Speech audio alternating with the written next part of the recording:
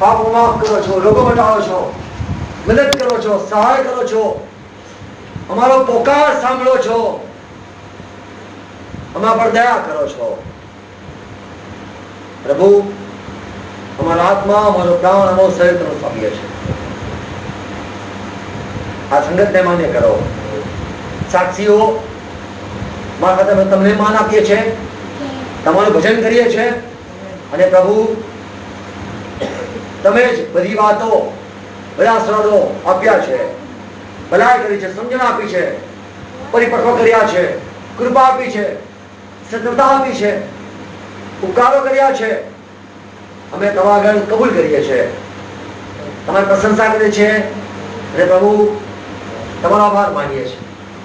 પ્રભુ બધી તમારી ભેટ માટે, આશીર્વાદો માટે આભાર પ્રભુ. વચન ભાષા મફત વાત કરો, સાંભળતા કાન સમજુ મંદિર ત્યાં આપો, તમારા પવિત્ર નિયમ હૃદયમાં આવો, તમે ઈચ્છો છો આને બનાવો. ખ્રિસ્તમાં પિતા માંગીએ છીએ. આમેન. Praise God. હું બહુ બધી વાત નથી કહેવા માંગતો, થોડી વાત આમ તેમની વાતો શેર કરવા માંગુ છું. સામાન્ય લોકો આપઘાત કરતા હોય છે, સામાન્ય લોકો મરવાની વાત કરતા હોય છે. એનું કારણ મેં બહુ બધું એના વિશે વિચાર કર્યો. શા માટે લોકો મરી જવા માટે અને મોત માંગતા હોય છે, મરણ ઈચ્છતા હોય છે. યુના હતો, એને મોત માંગી. એલિયા હતો, એને કીધું બસ મરી જવું તો સારું. લોકો કંટાળી જતા હોય છે કોઈ બાબતમાં નાસીપાસ થવાથી, અને જે સત્ય છે એનો સામનો કરવા સમર્થ હોય છે, માટે લોકો મરવાની વાત કરે છે. જે સત્ય છે એને લોકો નથી જોઈ શકતા, એટલા માટે લોકો મરવા માંગે છે. એક સેવકે કીધેલું કે જ્યારે કોઈ માણસ મરી જાય છે અને ઈશ્વરની આગળ એ પ્રકાશમાં આવવાની એની બીક લાગે છે, શરમ આવે છે, ત્યારે તે સીધો નરકમાં કૂદી પડે છે. ઈશ્વરની આગળ ઉભો રહેવા, ઈશ્વરની આગળ જવાબ આપવો બીક લાગે છે, માટે સામે નથી આવતો, સીધો ખાડામાં કૂદી પડે. માં નહીં જો, માં નહીં, વાત જ નહીં કરવી ને. બધા વચ્ચે તમાશો થશે, બધા વચ્ચે ઇન્સલ્ટ થશે, બહુ બધા લોકોની આગળ માં જવાબ આપવો પડશે, બહુ બધાની આગળ મા બાપ ને બહુ બધા હશે, એની આગળ મારે શું જવાબ આપવો? એના કરતા બેટર હું અગ્નિમાં કૂદી જાઉં. લોકો સીધા નરકમાં અગ્નિમાં કૂદી જ પડે છે, અહીંયા સુસાઇડ કરે છે, કારણ કે તેઓ સત્યનો સામનો કરી નથી શકતા. સામાન્ય લોકો મરી જાય છે, તેઓ સત્યનો સામનો નથી કરતા. પણ જે માણસ સત્યને સામે અથવા સત્યને સ્વીકાર્યું હોય છે, ફેસબુક પર એક વાત મેં લખી, સત્યનો તે લોકો સ્વીકાર કરે છે, વેલકમ કરે છે જેમાં હિંમત હોય છે. સત્ય તેની સાથે રહે છે જે એને પ્રેમ કરે છે. સત્ય એને આશીર્વાદ આપે છે જે તેને વાપરે છે. સત્ય કદી શરમાતું નથી. સત્યની જ્યારે પરીક્ષા થાય છે, 7 વાર અગ્નિમાં પરખાય છે, એ સત્ય છે. જે ને સ્વીકારવા માટે હિંમત જોઈએ છે. અને જે ભયભીત છે, બીકમાં છે, એ હંમેશા મરી જાય છે. રિઝલ્ટ ફેલ આવવાનું હોય તો કદી કોઈ લેવા નહીં જાય. કોણ લેવા જાય? રિઝલ્ટ ફેલ આવવાનું હોય તો કોણ લેવા જાય? સર તમને મારશે, અંદર જાઓ, બોલશે, સાહેબ ગુસ્સે થયા, જાઓ અંદર જાઓ. એના કરતા કહો આજથી નોકરી બંધ, નોકરી બંધ નહીં જવું. પીએ જ આપણે અમુક બાબતોને ફેસ નહીં કરી શકતા. એ દેખાય છે કે આપણે વિકળો છે એ રાજ્યમાં નહીં જ જાય વિકર્ણ દેવના રાજ્યમાં નહીં જાય, કારણ કે ત્યાં સત્યતા છે અને એમાં ઉભા રહેવું. કોઈને ગીત ગાતા બીક લાગે છે, કોઈને સાક્ષી આપતા બીક લાગે છે, કોઈને આગળ મળતા બીક લાગે છે, નોકરી કરતા બીક લાગે છે. નોકરી કરશો તો નોકરી કરશો? નોકરી તો કરાતે. લેડીઝ બેન બહુ નોકરી કરી, અડધી 3 મહિને, 1 મહિને ફૂલ વિધાઉટ પગાર નોકરી કરી. પગાર ના આવે હવે તો નોકરી નહીં. અને મને દરેક કે નોકરી પગાર હતા નહીં, એટલે મેં ખાતરી થઈ ગઈ કે બધા બેકાર હોય છે. નોકરી પર ખોટું 30 કામ કરાવે, આયતા બેસે કોઈ નોકરી હાલે ના બાપા કે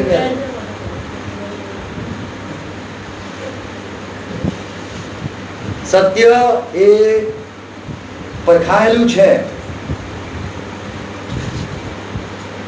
7 વાર પરખાયેલું છે. એ બધી જ પરીક્ષામાં પસાર થયેલું છે. અને સત્યતા એ એવું સાચું છે કે એને સ્વીકારવું રહ્યું. જ્યારે આપણે એને સ્વીકારીએ છીએ એ આપણી સાથે રહે છે.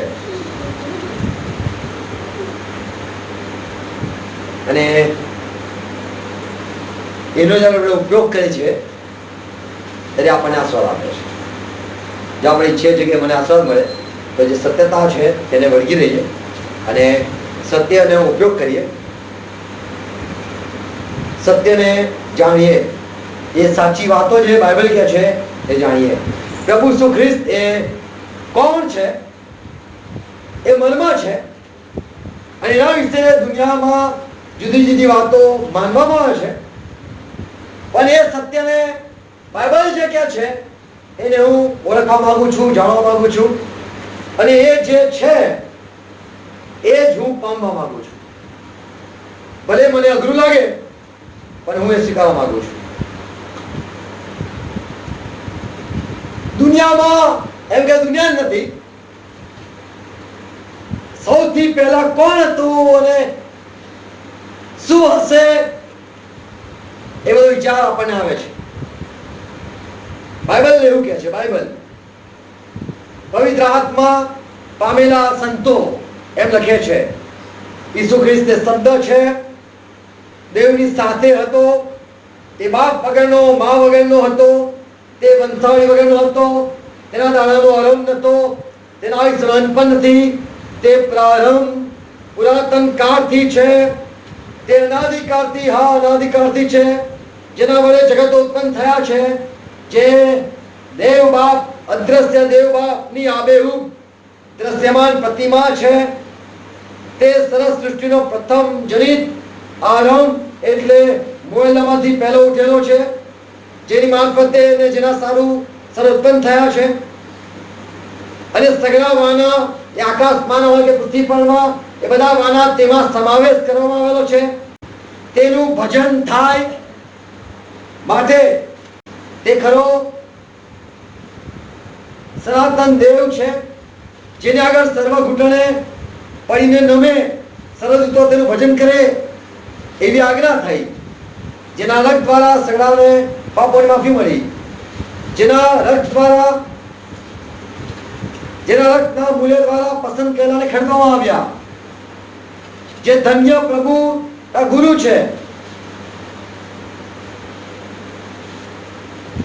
જે અદ્ભુત મંત્રી પરાક્રમી દેવ સનાતન પિતા છે, સાંજનો સંદાર એની ઓળખ છે, જે માણસ થયો, દીકરા તરીકે ગણવામાં આવ્યો, પૃથ્વી પર ના મા બાપને આધીન થયો, આજ્ઞા પાલન શીખ્યો, જેના મારફતે કૃપા સંતતા આવી, જેનો સ્વીકાર કરવાથી આપણે અંધારામાં તેજવાળામાં આવ્યા છે અને દેવના શત્રુ હતા એમાંથી દેવના કુટુંબના માણસો બનીએ છીએ. એને સ્વીકારવાથી આપણે મરણમાંથી જીવનમાં આવ્યા છે. તે ઈસુ ખ્રિસ્ત છે. આપણે એમ એને ઓળખીને એનું ભજન કરીએ. એ પહેલાથી હતો. પિતા કોણ છે? જે સનાતન યુગોના રાજા, અવિનાશી તથા એકાકી દેવ છે.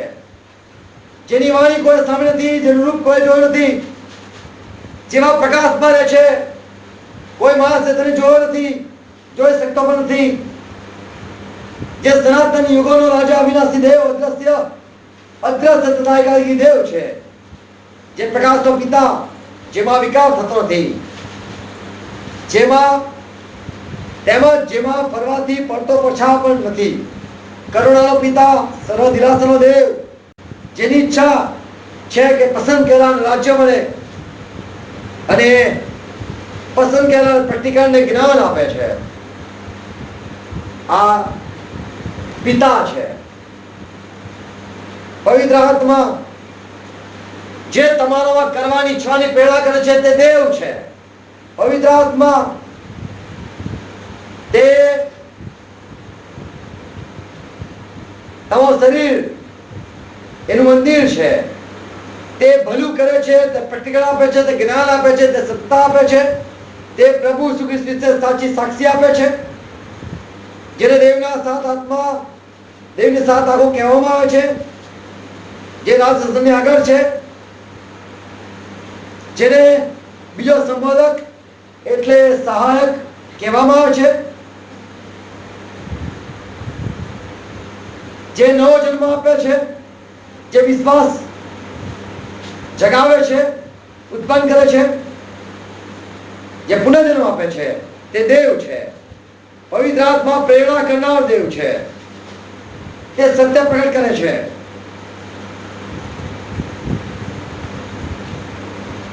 પવિત્રોને સારું તે મધ્યસ્થી કરે છે.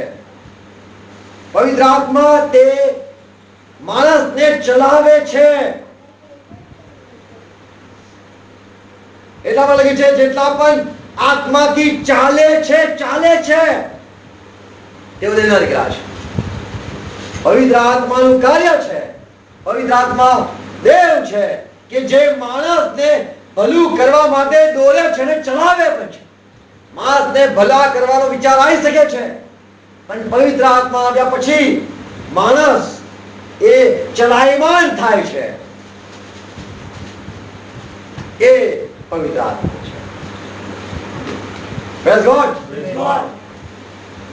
પિતા છે, દેવ છે, પુત્ર છે, દેવ છે, પવિત્ર આત્મા દેવ છે.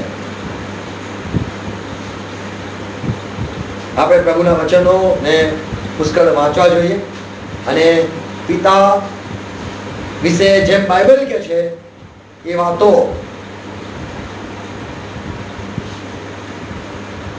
બધી વાતો આપણે વાંચવી જોઈએ અને એમ સ્વીકારવું જોઈએ. પ્રભુ ઈસુ ખ્રિસ્તે કીધું યોહાન સુવાર્તા 20મો અધ્યાય, યોહાન લખેલ સુવાર્તા 20મો અધ્યાય 17મી કલમ, ઈસુ મરિયમને કહે છે હજુ સુધી હું બાપ પાસે ચડી ગયો નથી, માટે મને સ્પર્શ ન કર, પણ મારા ભાઈઓ પાસે જઈને કહે, મારા ભાઈઓ પાસે જઈને કહે, મારો બાપ તમારો બાપ, મારો દેવ તમારો દેવ, તેની પાસે જાઉં છું. જો પ્રભુ ઈસુ ખ્રિસ્ત દેવને પોતાનો બાપ કહેતો હોય, આ નમ્રતા છે. પ્રભુ ઈસુ ખ્રિસ્ત દેવને પોતાનો બાપ કહે છે અને જે ભાઈઓ નથી તેને મારા ભાઈઓ કહે છે. જે બાપ વગરનો તે બાપને મારો બાપ કહે છે,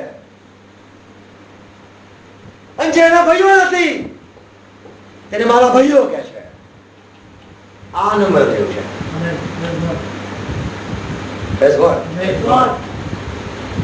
એને વારે વારે કીધું માથે 16મી કલમ 5:45 કલમ 48 કલમ 48 કલમ 16મી કલમ 16મી કલમ માથે સુવાર્તા 5:45 કલમ 48 કલમ માથે 6:48 કલમ ગુપ્તમાં જોનાર તમારો બાપ. વાંચો 16મી કલમ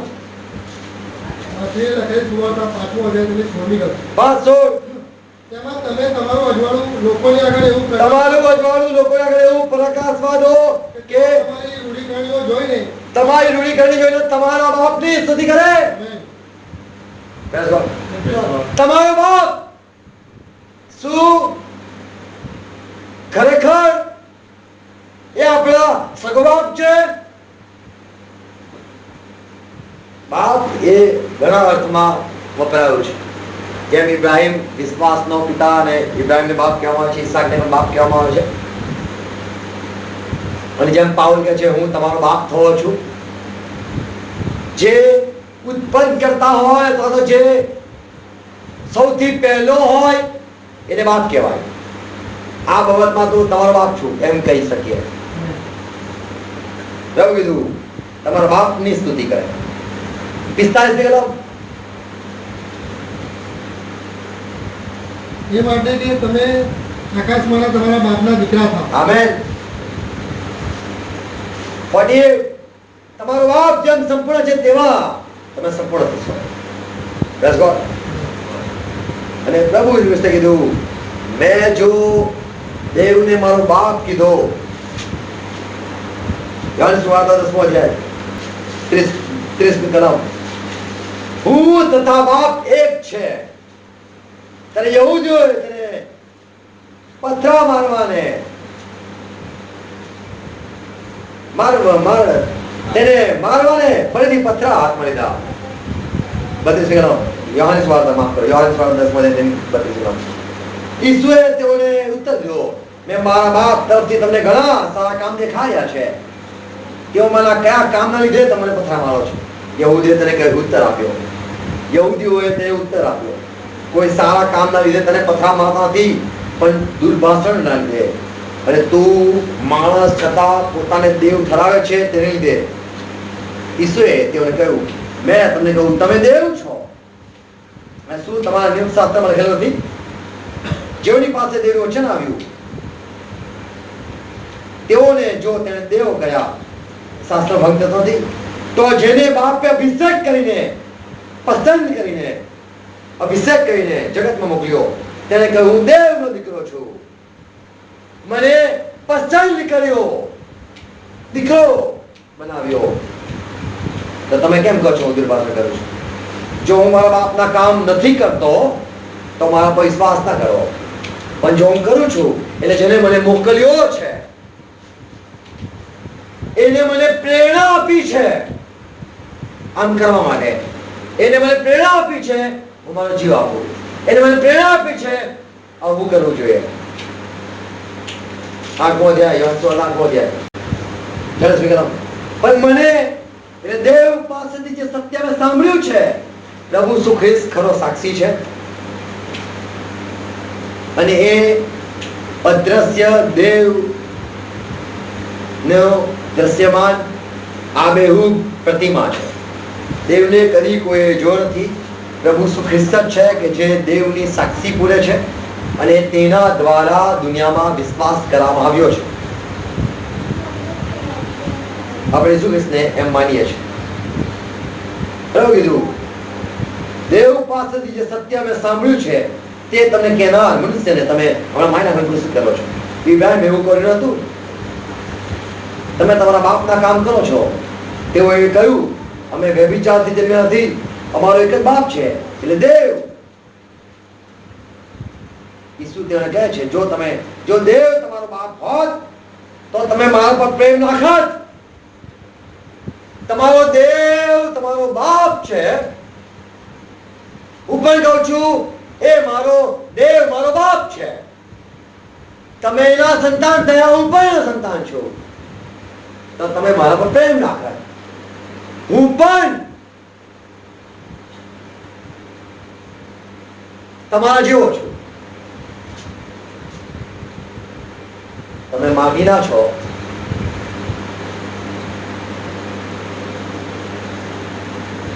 તમે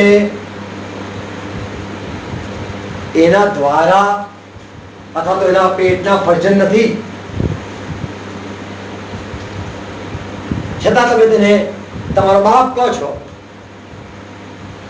જો દેવ તમારો બાપ હોત તો તમે મારા પર પ્રેમ રાખત, કેમ કે હું દેવમાંથી ઘરે આવ્યો છું, કેમ કે હું મારી પોતાની મેળે નથી આવ્યો, પણ તેને મને મોકલ્યો છે, તેને મને ફરજ પાડી, તેને મને પ્રેરણા આપી, તેને મને આ પ્રમાણે કીધું છે. તમે તમારા બાપ શૈતાનના છો, તમારા બાપની દુર્વાસના પ્રમાણે તમે કરવા ચાહો છો. તે પ્રથમથી મનુષ્યઘાતક હતો, તેનામાં સત્ય નથી, તેથી તે સત્યમાં સ્થિર રહ્યો નહીં. જ્યારે તે જૂઠું બોલે છે ત્યારે તે પોતાથી જ બોલે છે, કેમ કે તે જૂઠો અને જૂઠાનો બાપ છે. પણ હું સત્ય કહું છું, તમે કેમ મારું માનતા નથી? 49મી કલમ. ઈસુએ ઉત્તર આપ્યો, મને ભૂત વળગેલું નથી, હું મારા બાપને માન આપું છું અને તમારું અપમાન કરો છો. 51મી કલમ. હું તમને ખચિત કહું છું, જો કોઈ મારું વચન પાળે તો તે કદી મોત દેખશે નહીં. યહૂદીઓએ તેને કહ્યું, તને ભૂત વળગેલું છે એવી અમને હવે ખાતરી થઈ ગઈ છે, એટલે તને જે પ્રેરણાઓ થાય છે એ બધી દેવ તરફથી નથી, તને કોઈ બીજું જ આત્મા દોરે છે, એવું પ્રભુ ઈસુ ખ્રિસ્તને લોકોએ કીધું. પ્રભુ ઈસુ ખ્રિસ્ત એ વિશ્વાસ સાક્ષી છે. Praise God. અને વારે વારે પ્રભુએ આ પૃથ્વી પર લોકોને એ પ્રમાણે કીધું, તમારો દેવ. માથે સુવાર્તા 6ઠો અધ્યાય 18મી કલમ. માથે સુવાર્તા 6ઠો અધ્યાય 18મી કલમ. માણસોને નહીં, પણ તમારો બાપ જે ગુપ્તમાં છે, તમારો બાપ જે ગુપ્તમાં છે, બાપ જે અદ્રશ્ય છે, બાપ જે ગુપ્તમાં જુએ છે, બાપ જે ગુપ્તમાં રહે છે, જે સંપૂર્ણ છે, જે આકાશમાં છે, આકાશમાં તમારો બાપ છે. 14મી કલમ. બાપ આકાશમાં છે, બાપ પ્રકાશમાં રહે છે, બાપ એ ગુપ્તમાં જુએ છે, બાપ એ ગુપ્તમાં રહે છે. માથે 6ઠો અધ્યાય તેની 26મી કલમ. બાપ આકાશના પક્ષીનું પાલન કરે છે. પક્ષીઓને કઈ જગ્યાએ ખાવાનું મળે? પણ તેઓ શોધવા નીકળે છે, તેઓ શોધવા નીકળે છે અને તેઓને ખરેખર ખાવાનું બી મળે છે. અદ્ભુત. Praise God. પક્ષીઓને પ્રેરણા મળે છે અને બાપ તેમને એ જગ્યાએ લઈ જાય છે જ્યાં ખોરાક છે. બાપ તેમનું પાલન કરે છે. બાપ એ એક સ્ત્રોત છે, જરો છે, જેથી બધી વાનાઓ, બધા આશીર્વાદો મળે છે, જે આકાશ મળે છે. એટલા માટે પ્રાર્થના શીખવી પ્રભુએ. ઓ આકાશમાંના અમારા બાપ. 32મી કલમ. માથે સુવાર્તા 6:32. તમે પહેલા તેના રાજ્યને ન્યાયપણા શોધો એટલે બધા વાના. ઓકે. 32મી કલમ. આકાશમાંનો બાપ જાણે છે, એ બધું દૂર છે પણ એ બધી વાતને જાણે છે. એને પસંદ છે કે આપણે એના વિશે વાત કરીએ, એને ગમે છે આપણે એની શોધ કરીએ, એને ગમે છે આપણે એની વિશે માહિતી મેળવીએ. એટલે બાપ કોણ છે? બાઇબલ જે કે છે એ ગુપ્તમાં રહે છે, પ્રકાશમાં રહે છે, ગુપ્તમાંથી જુએ છે, એ બધી વાતને જાણે છે. એના વિશે જેટલું પણ શાસ્ત્રમાં લખેલું છે એવી રીતે એને પ્રાપ્ત કરીએ, એવી રીતે ઓળખાણ આપણે એને ઓળખીએ. પવિત્ર આત્મા ને પણ આપણે બાઇબલ જેમ કે છે એમ પ્રમાણે આપણે ઓળખીએ છીએ. પવિત્ર આત્મા છે કે જે આપણને આ બધી વાત સમજાવે છે. પ્રભુએ પણ કીધું, હું મારા બાપને માન આપું છું, મારા બાપ મને માન આપે છે. યાદ સુવાર્તા 8મો અધ્યાય તેની 54-54મી કલમ. સાંભળજો. યાદ સુવાર્તા 8મો અધ્યાય 54મી કલમ. ઈસુએ ઉત્તર આપ્યો, જો હું પોતાને માન આપું તો મારું માન કઈ નથી.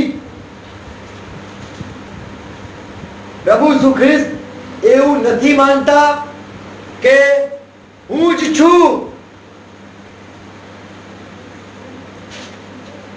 મારી સાથે પણ કોઈ છે,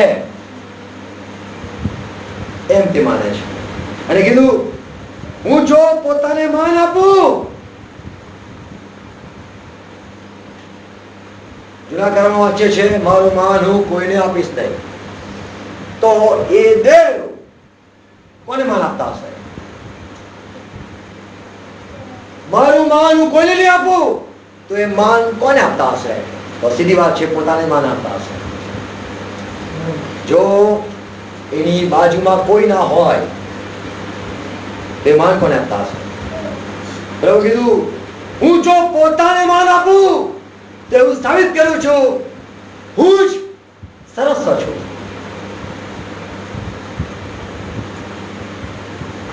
જો હું પોતાને માન આપું તો મારું માન કઈ નથી. મને માન આપનાર તે મારો બાપ છે, જેના વિશે તમે કહો છો અમારો દેવ છે. એટલે તમારો દેવ એ મને માન આપે છે. Praise God. તમારો દેવ, તમે જેને બાપ કહો છો, તમારો દેવને તમે બાપ કહો છો, એ મને માન આપે છે. ફરી વાર જોશું 54. ઈસુએ ઉત્તર આપ્યો, જો હું પોતાને માન આપું તો મારું માન કઈ નથી. હું એવું નથી માનતો, એવો બ્રહ્મ નથી કે હું જ છું. હું એમ માનું છું કોઈ છે, અને પ્રભુ ઈસુ ખ્રિસ્ત જ છે કે જે સાચો સાક્ષી છે. એ આ માને છે કે કોઈ છે, અને પ્રભુ ઈસુ ખ્રિસ્ત જ એ દેવની સાચી ઓળખાણ આપે છે. અદ્રશ્ય દેવને ઓળખાણ આપે છે, જેની વાણી કદી કોઈ નથી સાંભળી શકતું. એની વાણી કેવળ ઈસુ ખ્રિસ્ત જ સાંભળી શકે છે. અને ઈસુ ખ્રિસ્ત એ સાચો છે, અને એ બધી જ માહિતી પિતા વિશે એ આપે છે. એ ખરો સાક્ષી છે પ્રભુ ઈસુ ખ્રિસ્ત. ઈસુએ ઉત્તર આપ્યો, જો હું પોતાને માન આપું તો મારું માન કઈ નથી. મને માન આપનાર તમારો બાપ છે. મને માન આપનાર તમારો બાપ છે, તમારો દેવ છે. અને એ મને માન અપાવશે. તમારો દેવ એ મને માન અપાવશે, હરેક ઘૂંટણને નમાવશે, એ પ્રેરણા આવશે. પવિત્ર આત્મા દરેકમાં વસશે, અને દરેક ઈસુ પ્રભુ છે એવું કબૂલ કરાવશે. અને હું જે માન માંગતો નથી, એ માન અપાવશે. વળી તમે તેને ઓળખતા નથી, હું તેને ઓળખું છું. બરાબર કીધું, હું એને ઓળખું છું, બાપને ઓળખું છું, અને તેનું વચન પાળું છું. મને ખબર છે એના મનમાં એવું છે કે હરેક ઘૂંટણ, ઓ દેવ, સનાતન દેવ ઈસુ ખ્રિસ્ત, તારા આગળ હરેક ઘૂંટણ આવશે, હરેક જીભ કબૂલ કરશે તું પ્રભુ છે. કહે છે ઈસુ પ્રભુ છે, અને એવું કબૂલ કરતા રહીએ. ઈસુ ખ્રિસ્ત પ્રભુ છે. આમેન. ઈસુ ખ્રિસ્ત પ્રભુ છે. એ પવિત્ર આત્મા દ્વારા એ વાતો પૂરી થાય છે. આપણે વધુ આ પ્રભુના વચન વાંચીને વધુ દેવને ઓળખીએ. આમેન. વિચાર જાણીએ. એ જ આત્મા આપણામાં કામ કરે, સંતોમાં કામ કર્યું, એ જ આત્મા આપણને પણ પ્રતિકરણ આપે. એ પ્રતિકરણ આત્મા છે, એ સમજાવે છે. જે વાત આપણને ખબર નથી પડતી, આપણને ઘણી વાતોમાં પ્રશ્નો છે, આવું કેમ બને છે, આનો આ શું અર્થ થાય છે, એ બધી વાતો જે નથી સમજણ પડતી, એ કેવળ પવિત્ર આત્મા જ છે કે જે આપણને સમજાવશે. એટલે પવિત્ર આત્માની હજુરમાં રહીએ, પવિત્ર આત્માથી ભરપૂર રહીએ, પવિત્ર આત્માનો અવાજ સાંભળવાનો પ્રયત્ન કરીએ, પવિત્ર આત્માની દોરણી માંગીએ. એ જેમ આપણને ચલાવે પ્રભુ ઈસુ ખ્રિસ્ત ભલું કરતા ગયા, પવિત્ર આત્માથી અભિષેક હતા અને આત્મા તેને દોરતો હતો, તે ભલું કરતો રહ્યો. આજે પણ તે ભલું જ કરે છે. અને જેના વિશે લખ્યું છે ઈસુ ખ્રિસ્ત, જેમાં જેને દેવના 7 આત્મા છે. Praise God. અને એને વચન આપ્યું, હું પવિત્ર આત્માને મોકલી દઈશ, તે તમને સરસ સત્યમાં દોરશે, તે મારા વિશે સાક્ષી આપશે. એટલે આપણને આપણા જીવનમાં જે બધા પ્રશ્નો છે, ઈસુ ખ્રિસ્તમાં બધા આશીર્વાદો છે, કેવી રીતે પ્રાપ્ત કરવા તે પવિત્ર આત્મા પણ સમજાવશે. આમેન. પ્રભુ કૃપા પ્રાર્થના કરીએ.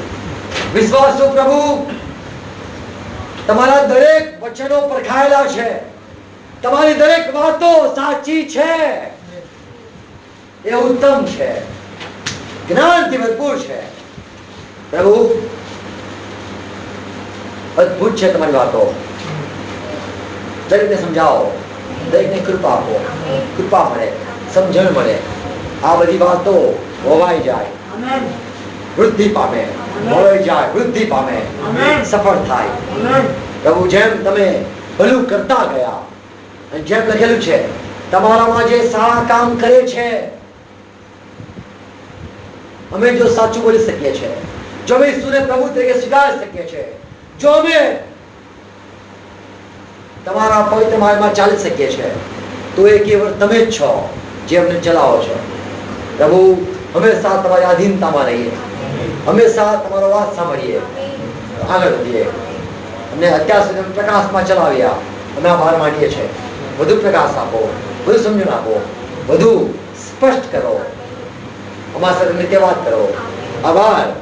સનાતન પ્રભુ, પિતા, દેવ, ખ્રિસ્ત, દેવ, સનાતન દેવ, પવિત્ર આત્મા, દેવ, અમારામાં વસનાર દેવ, અમારામાં કામ કરનાર દેવ, અમારા ઉપર સત્તા ચલાવો, અમારામાં સત્તા ચલાવો, કૃપાદાનો આપનાર દેવ, તમારી ઈચ્છા પ્રમાણે જેમ તમે જુદા જુદા વહેંચી આપો છો, વહેંચી આપો. અમે તમારા છે, આ મંડળી તમારી છે, અમે તમારા ઘેટા છે, તમારી પ્રજા છે, તમારા લોક છે. અમે પ્રજા નતા પણ પ્રજા ગણવામાં આવ્યા, અમે તમારા દીકરા નતા પણ દીકરા ગણવામાં આવ્યા. અમને તમે દત્તક લીધા, અમે આભાર માન્યા છે. પ્રભુ, તમને માન આપીએ છીએ તમારા પવિત્ર વચનો માટે. અમે સ્તુતિ કરીએ છીએ. તમારામાં તમારી દરેક પવિત્ર વાતો, ઉત્તમ વાતો માટે અમે આભાર માનીએ છીએ. પ્રભુ ઈસુ ખ્રિસ્ત, તમારા મહાન સેવા માટે, મહાન બલિદાન માટે, મહાન નમ્રતા માટે તમે યોગ્ય છો. સ્તુતિને, પ્રશંસાને, ભજનને યોગ્ય છો. દૂતો તમારું ભજન કરે છે, અમે તમારું ભજન કરીએ છીએ. ખ્રિસ્ત, અમે તમારે નમીએ છીએ. પ્રભુ, આશીર્વાદ આપો, દરેકને આશીર્વાદ આપો, દરેક પર હાથ મૂકો, સાહેબો આપો, દરેક પર હાથ મૂકો, શાંતિ આપો, દરેક પર હાથ મૂકો, દરેકને કૃપા આપો, દરેક પર હાથ મૂકો, સત્તા આપો, દરેક પર હાથ મૂકો, દરેકને સફળ કરો. સળી હતાશા, નિરાશા, ચિંતાઓ દૂર થાય, સળી તાકાતો નષ્ટ થાય, નકામ થાય. પુનરુત્થાન જીવન રાજા છે, અમારો રાજા છે, અમારો માલિક છે, એ જ અમારો દેવ છે, એ જ અનંત જીવન છે. માન મહિમા ગૌરવને યોગ્ય તમે છો. અમારા પર સત્તા ચલાવો. આ મંડળી તમારી છે, અમે તમારા છે. સનાતન, અમે માન આપીએ છીએ. તમારી દરેક વાતો પરખાયેલી છે, તમારી વાતો, દરેક વાતો સત્ય છે. દેવ પાસેથી જે સત્ય તમે સાંભળ્યું છે, અને જેમ તમે છે કે છે, એક જ વાર જીવો, એ જ જે મૂસા સાથે રહો, ઇબ્રાહિમ સાથે રહો અને સંતો સાથે રહો. અને આજે પણ જેને કીધું હું સદાકાળ જીવું છું, જેને 500 કરતા વધારે દર્શન આપ્યા, જે જીવે છે, જીવતા પ્રભુ દરેકના સ્વાદ આપો, દરેકના જીવન બદલી નાખો. પ્રભુ, જે અમારી અજ્ઞાનતા છે, ઢીલાઈ છે, અવિશ્વાસની વાતો છે, સંદેહની વાતો છે, મૂર્ખ ભલી વાતો છે, કોઈ પણ અમારી એવી નિર્બળ બાબતો છે, માફ કરજો. પ્રભુ ઈસુ ખ્રિસ્ત, જ્ઞાન ના દેવ જ્ઞાન આપો, હાથ મૂકો, દરેકના આશીર્વાદ આપો, આશીર્વાદ આપો. પવિત્ર આત્મા અમારામાં કાર્ય કરો, અમારી આંખોને ખોલો, મનને ખોલો, અમારા સાથે વાત કરો, બધી સમજણ આપો, સહાય કરો, તમારા દિશામાં ચલાવો, જેમ તમે ચાહો છો એવા અમે બનાવો. નમ્ર થઈએ છીએ, માફી માંગીએ છીએ, પ્રભુ તરીકે સ્વીકારીએ છીએ. પવિત્ર આત્મા અમારામાં કામ કરો, દેવ અમારામાં કામ કરો. આમેન. આવો પ્રભુ શ્રી કૃષ્ણ સાથે કરીએ. રાજ્ય આવો, અમારી ઈચ્છા માફ કરું છું તેમ માફ કરો.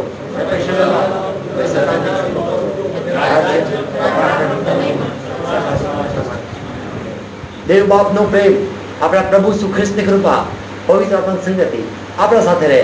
વિશ્વમાં જેટલા પ્રભુ પર પ્રેમ રાખે છે તમામ વાળા સાથે રહે. આપણે દરેક amen. Praise God. Praise God. Yesu Masih કી જય.